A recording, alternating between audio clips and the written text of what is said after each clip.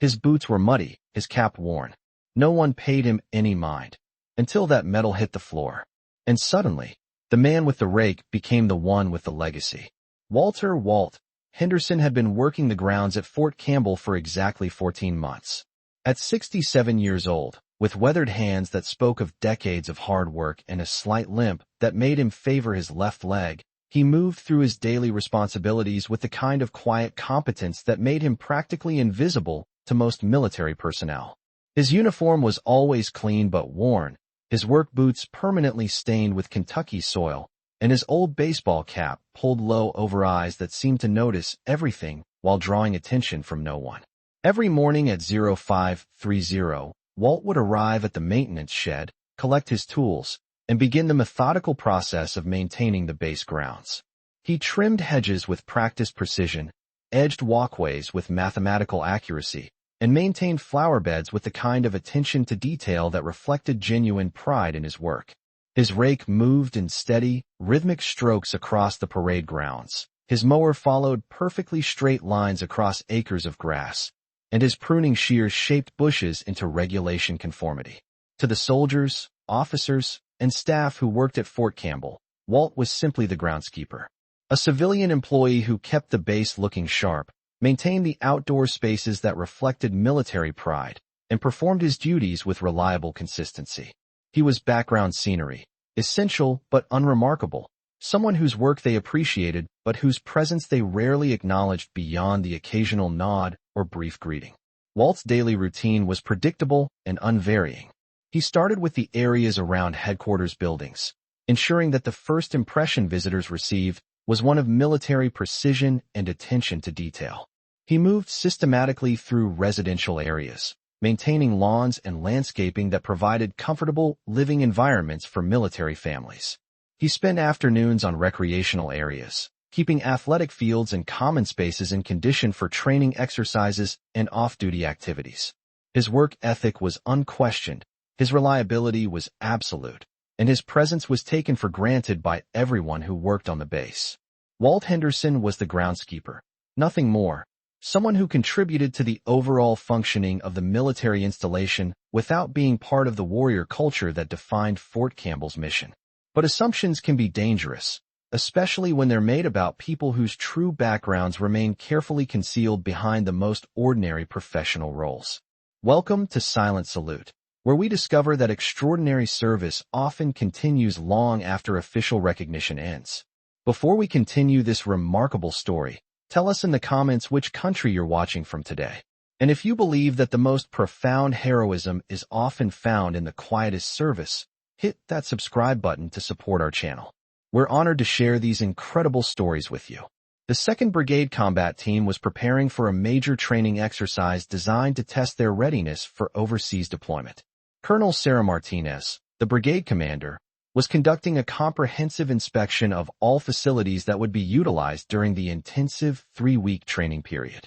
Her standards were demanding, her attention to detail was legendary, and her expectations for military appearance and facility readiness were uncompromising. Colonel Martinez moved through the base with her inspection team, evaluating everything from barracks conditions to equipment maintenance to grounds appearance. The training exercise would host visiting military personnel from allied nations, and every aspect of Fort Campbell needed to reflect the highest standards of military professionalism and operational readiness. As the inspection team approached the parade grounds, Colonel Martinez noticed the exceptional condition of the landscaping and grounds maintenance. The grass was perfectly manicured, the hedges were trimmed with geometric precision, and the flower beds displayed colors arranged in patterns that complemented the military aesthetic while adding visual appeal to the functional environment. Outstanding grounds maintenance, Colonel Martinez commented to Major Williams, her operations officer. This level of attention to detail reflects well on our overall operational standards. Walt was working approximately 50 yards away, using a string trimmer to edge the walkways around the memorial garden dedicated to fallen soldiers. His focus was completely absorbed in ensuring that every edge was perfectly straight, every corner was precisely angled, and every detail met the standards he had set for himself over the past 14 months. The inspection team continued their evaluation, moving through administrative buildings, training facilities, and support structures. Colonel Martinez's assessment was generally positive, but she noted several areas requiring improvement before the major training exercise commenced. Her standards demanded excellence in every aspect of base operations, and she was determined to ensure that Fort Campbell presented the best possible image to visiting military personnel. During the inspection of the main administration building, Colonel Martinez noticed that one of the flagpoles near the entrance was displaying a flag that showed slight signs of weathering. Military regulations required that flags be replaced before visible where became apparent, and she made a note for immediate correction. Major Williams, Colonel Martinez instructed, ensure that maintenance personnel replace this flag before the end of the duty day. Our standards don't permit displaying flags that show any signs of deterioration. As Major Williams made the notation, they noticed Walt approaching from the memorial garden, apparently having completed his edging work and moving on to other duties. He was carrying his string trimmer in one hand and a small canvas tool bag in the other, walking with that slight limp that characterized his movement around the base. Walt was focused on his next task, mentally reviewing the schedule he had established for completing all grounds maintenance before the training exercise began. His tool bag, which contained the small hand tools and supplies he used for detail work, was slung casually over his shoulder as he walked toward the maintenance shed. What happened next occurred so quickly that initially no one fully understood its significance. As Walt walked past the inspection team, the canvas strap of his tool bag caught on the corner of a decorative brick planter. The sudden tension caused the bag to jerk open, and several items spilled onto the concrete walkway. Garden shears, a small trowel, work gloves, and a small wooden box that had been secured inside the tool bag. The wooden box hit the concrete with enough force to pop open, and its contents scattered across the walkway directly in front of Colonel Martinez and her inspection team. Among the scattered items was a military medal. But this wasn't just any military medal. Even from several feet away, Colonel Martinez immediately recognized the distinctive bronze star design, the red, white, and blue ribbon, and the small bronze V device that identified this as a Bronze Star Medal with V device for Valor. The Bronze Star Medal with V device is awarded to members of the United States Armed Forces for heroic or meritorious achievement or service in a combat zone. The V device specifically indicates that the medal was awarded for acts of heroism involving conflict with an armed enemy. Colonel Martinez stopped walking. Her inspection team stopped behind her, and Walt, who had been continuing toward the maintenance shed, turned back when he realized that his tool bag had spilled its contents. For several seconds, no one moved or spoke. The medal lay on the concrete walkway, its bronze surface reflecting the afternoon sunlight, its ribbon displaying the colors that represented extraordinary service in combat conditions. Walt approached slowly, clearly uncomfortable with the attention that the spilled contents of his tool bag had attracted. He began collecting his scattered tools, moving carefully to avoid making eye contact with the inspection team that was staring at the medal lying on the concrete. Colonel Martinez stepped forward, and her voice carried a tone of respect that hadn't been present during the routine inspection activities. "Sir," she said, addressing Walt with the formal courtesy typically reserved for military personnel, "is that your Bronze Star?" Walt paused in collecting his tools, clearly reluctant to discuss the medal or its significance. His discomfort was obvious, and it seemed clear that he had not intended for anyone to know about the medal or what it represented. "Yes, ma'am," Walt replied quietly, reaching for the medal with obvious intention to return it to the wooden box and avoid further discussion. But Colonel Martinez's military experience and understanding of what the Bronze Star with V device represented prevented her from allowing the moment to pass without appropriate recognition. "Sir," Colonel Martinez said, "may I ask when and where you earned this medal?" Walt's reluctance to discuss his military service was evident in his body language and hesitant response. This was clearly a man who had chosen to keep his military background private, working as a civilian groundskeeper without revealing the service record that had earned him one of the military's most significant decorations for heroism.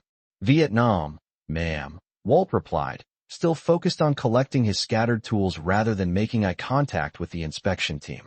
Long time ago, Major Williams, who had been observing the interaction, recognized that they were witnessing something significant. The groundskeeper they had been taking for granted was a decorated combat veteran whose service record included acts of heroism that had earned formal recognition from the United States military.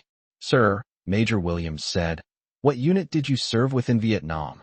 Walt's answer revealed military experience that exceeded the backgrounds of most personnel currently serving at Fort Campbell. "1st Cavalry Division, Air Mobile," Walt replied. 11th Armored Cavalry Regiment before that. Colonel Martinez and Major Williams exchanged glances that reflected their understanding of what those unit designations meant. The 1st Cavalry Division, Air Mobile, and the 11th Armored Cavalry Regiment were among the most elite and heavily engaged units during the Vietnam War. Personnel who served with those units experienced some of the most intense combat operations of the entire conflict. "Sir," Colonel Martinez asked, "what was your rank and military occupation specialty?" Walt's response provided insight into military experience that fundamentally changed how the inspection team viewed the quiet groundskeeper they had been taking for granted. "Sergeant First Class," Walt replied. "Infantry Squad Leader." Sergeant First Class was a senior non-commissioned officer rank that indicated significant leadership responsibility and extensive military experience. Infantry squad leaders were responsible for directly leading combat troops in the most dangerous and demanding military operations. Colonel Martinez realized that she was speaking with a decorated combat veteran whose military experience included leading soldiers in combat operations and whose service record included acts of heroism that had earned formal recognition through the Bronze Star Medal with V device. "Sergeant Henderson," Colonel Martinez said, using Walt's military rank and formal military courtesy, "would you be willing to share the circumstances under which you earned the Bronze Star?"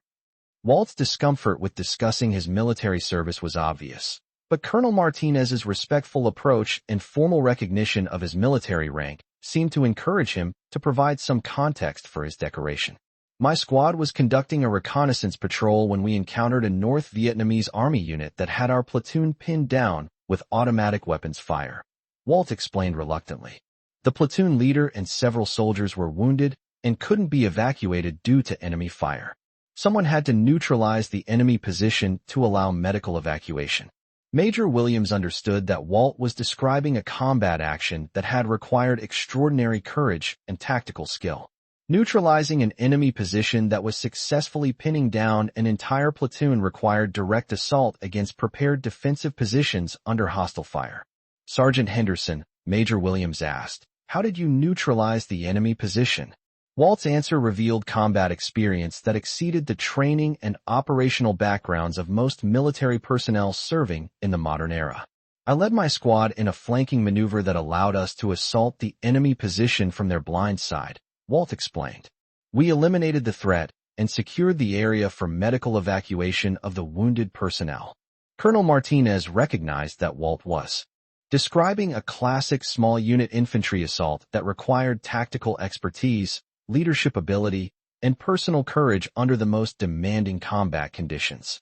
Leading a squad-level assault against a prepared enemy position was among the most dangerous operations in infantry combat. "Sergeant Henderson," Colonel Martinez asked, "were there casualties in your squad during the assault?" Walt's answer reflected the kind of leadership responsibility that defines the most effective military non-commissioned officers. "2 wounded, ma'am," Walt replied.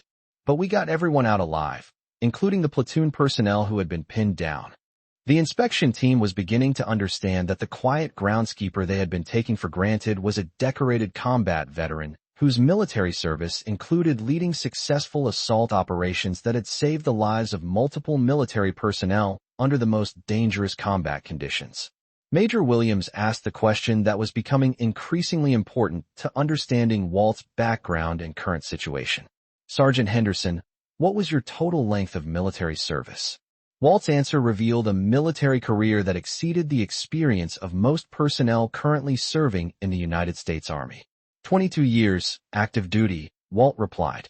Retired in 1978.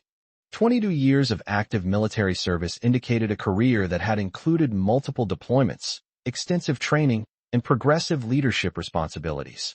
Personnel who complete 22 years of active duty typically retire with senior non-commissioned officer rank and comprehensive military experience.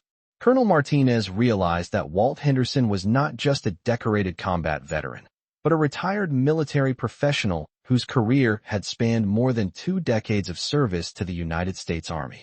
Sergeant Henderson, Colonel Martinez said, "Why didn't you mention your military background when you applied for your civilian position here?"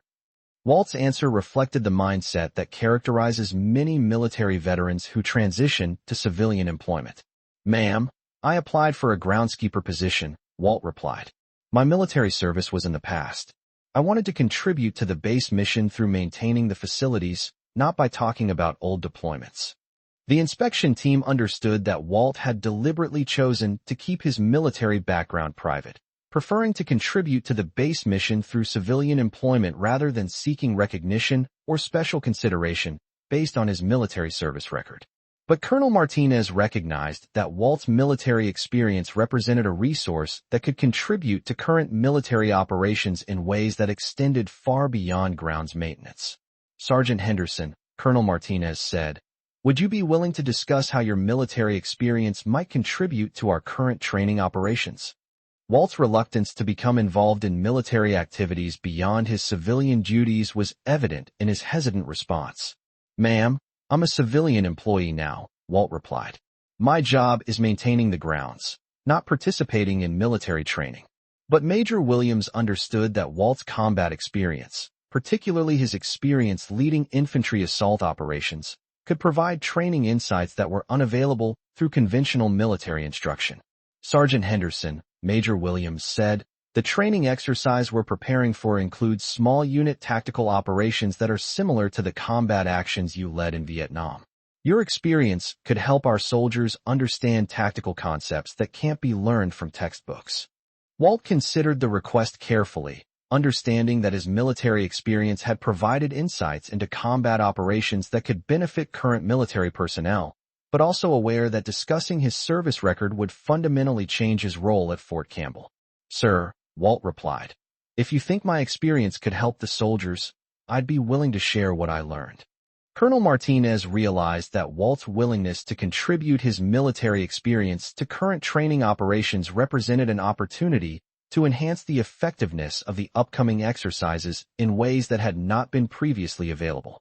"Sergeant Henderson," Colonel Martinez said, "would you be available to participate in a planning meeting where we discuss how your combat experience could be integrated into our training scenarios?" Walt's agreement to participate in military planning meetings marked the beginning of a transformation from invisible groundskeeper to recognized military professional whose experience could contribute to developing the next generation of military leaders. Over the following days, Walt worked with the training staff to develop scenarios that reflected the tactical realities of small unit combat operations. His experience leading infantry assaults provided insights into enemy tactics, terrain utilization, and decision-making under extreme stress that enhanced the realism and effectiveness of training exercises. "What Sergeant Henderson brings to our training," Colonel Martinez explained to her staff, "is practical experience in combat operations that can't be replicated through simulation or classroom instruction. He's actually led soldiers in the situations we're trying to prepare our troops for."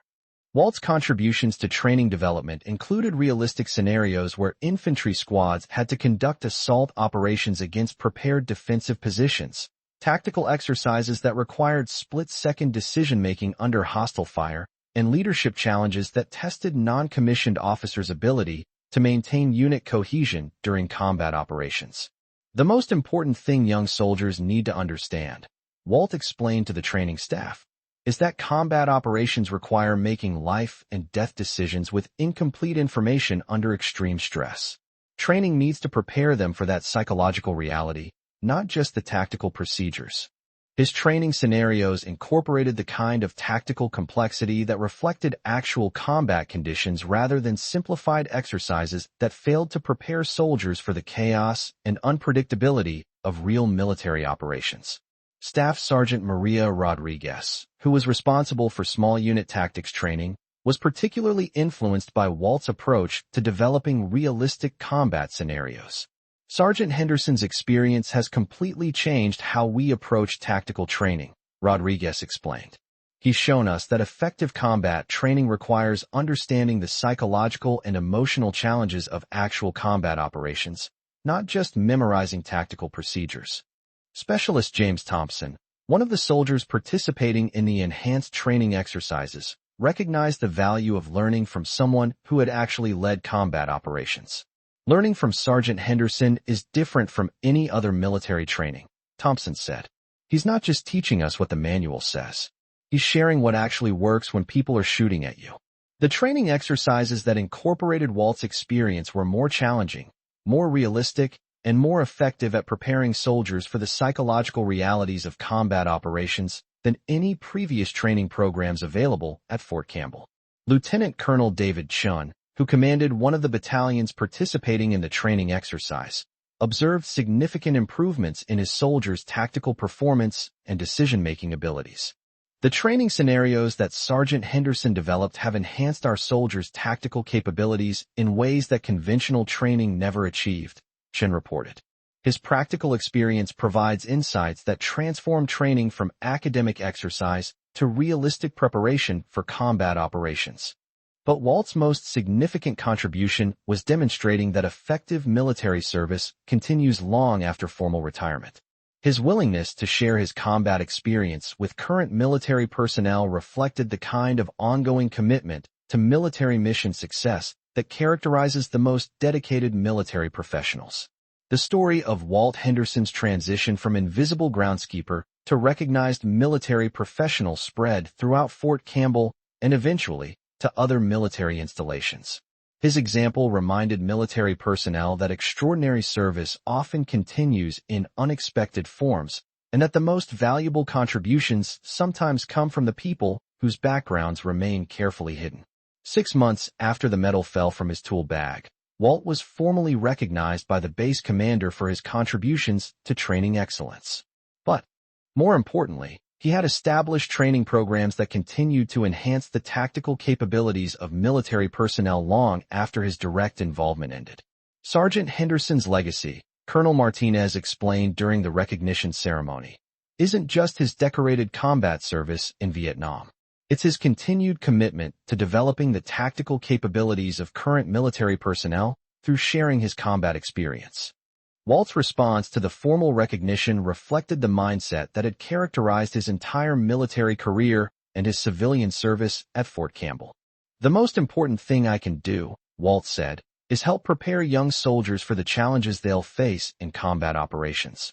If my experience can help them make better decisions and bring more of them home safely, then sharing that experience is the most valuable contribution I can make." The training programs that Walt developed were eventually adopted by multiple military installations, enhancing the tactical training capabilities of military personnel throughout the United States Army. His integration of practical combat experience with modern training methodologies established new standards for small unit tactics instruction. But perhaps Walt's greatest contribution was demonstrating that the most profound military service often continues long after formal recognition ends. His example reminded everyone that extraordinary heroism can be found in the quietest service, and that the people we notice least may be the ones with the most important contributions to make. Years later, when Walt eventually retired from his civilian position at Fort Campbell, his legacy lived on in the enhanced training programs he had developed and in the understanding that military service represents a lifelong commitment to supporting those who continue to serve. The wooden box that had held his Bronze Star Medal became a symbol of the hidden service records that many military veterans carry with them into civilian life. Walt's willingness to share his combat experience when it could benefit current military personnel demonstrated that true military service continues long after uniforms are exchanged for civilian work clothes. His story reminded everyone at Fort Campbell that extraordinary capabilities often hide behind the most ordinary professional roles, and that the people who maintain military installations with quiet competence may be the same people who once led combat operations with extraordinary heroism. The moment when Colonel Martinez had first seen the Bronze Star Medal lying on the concrete walkway had lasted only seconds, but its impact continued for years, reminding everyone that the groundskeeper with the muddy boots and worn cap carried a legacy of service that exceeded most people's understanding of military heroism. The medal that fell from Walt Henderson's tool bag revealed not just individual military achievement, but a broader understanding of how military service continues in unexpected forms and how the most valuable contributions are often made by people whose true backgrounds remain carefully concealed behind ordinary civilian employment. Walt's transformation from invisible groundskeeper to recognized military professional demonstrated that extraordinary service often awaits rediscovery, and that the people we take for granted may be the ones whose experience can most significantly enhance our understanding of dedication, heroism, and lifelong commitment to military mission success. This story was brought to you by Silent Salute. Before we leave you today, here's our question. Have you ever discovered that someone you knew in an ordinary civilian capacity actually possessed extraordinary military experience that they kept hidden? Have you encountered veterans whose true service records were far more remarkable than their current civilian roles suggested? Tell us in the comments about the moments when you realized you'd been working alongside someone whose military background exceeded your own understanding of service and sacrifice. And if you believe that the most profound heroism is often found in the quietest continued service, hit that subscribe button to support our channel. Every story reminds us that extraordinary military service often continues long after formal recognition ends, and that the people we notice least may be the ones whose experiences can most significantly contribute to honoring and understanding the true meaning of military dedication. We'll see you in the next story where we'll discover another incredible tale of hidden military service and the unexpected moments when extraordinary backgrounds are revealed through the smallest, most ordinary circumstances.